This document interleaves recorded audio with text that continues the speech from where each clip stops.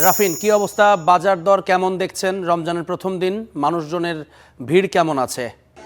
Javelin রমজানের শুরুতেই নিত্য প্রয়োজনীয় পণ্যের যে বাজার সেটি কয়েকটি পণ্যের বাজার আসলে অস্থির হয়ে উঠেছে। বিশেষ করে ইফতারের অন্যতম অনুষঙ্গ খেজুর, ব্রয়লার মুরগি এবং কাঁচা সবজির বাজারে কিন্তু কয়েকটি পণ্যের দাম অনেকটাই বেড়েছে গত 7 দিনে দফায় দফায়।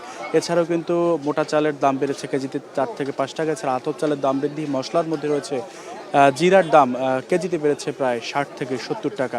যেমন মানে রংপুরের সিটি বাজার, রংপুরের ধাপ সিটি বাজার এবং লালবাগ বাজার ঘুরে গত কয়েকদিনে যে তথ্য পেয়েছে এবং আজ সকালে গত 7 দিনে দফায় দফায় দাম বেড়েছে বেশ কয়েকটি কাঁচা সবজির। বিশেষ করে বেগুন গত এক সপ্তাহে যে দাম বেড়েছে সেটি 60 টাকা থেকে 80 থেকে 100 টাকায় বিক্রি হচ্ছে এখন।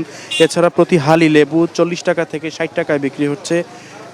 প্রতি কেজিতে কিন্তু এখানে 20 টাকা দাম বেড়েছে। এছাড়া পেঁয়াজের দাম বৃদ্ধি পেয়েছে, প্রতি কেজিতে 10 টাকা, এখন বিক্রি হচ্ছে 55 টাকায়। কাঁচামরিচের দাম 40 টাকা থেকে বেড়ে প্রতি কেজিতে 40 টাকা বেড়ে এখন বিক্রি হচ্ছে 140 টাকা কেজিতে। এছাড়া গাজরের দাম প্রতি কেজিতে 5 থেকে 10 টাকা বৃদ্ধি পেয়েছে।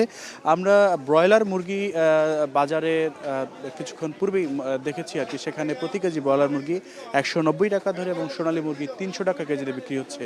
ব্যবসায়ীরা বলছেন যে যোগান কম থাকায় প্রতি কেজিতে 20 থেকে 30 টাকা পর্যন্ত বিক্রি হচ্ছে এই ব্রয়লার মুরগির দাম। এছাড়া কিন্তু ক্রেতারা যেটি বলছে যে প্রত্যেক বছর সরকার শুল্কমুক্তভাবে খেজুর আমদানি করলেও কিন্তু খেজুরের চড়া দামে বিক্রি হচ্ছে। বাজারের সিন্ডিকেটকে দায়ী করছেন তারা এবং ক্রেতারা চাইছেন যে বাজারে নিয়মিত মনিটরিং করুক প্রশাসন, ভোক্তা অধিকার সহ প্রশাসনের টিম। এটি ভোক্তাদের দাবি।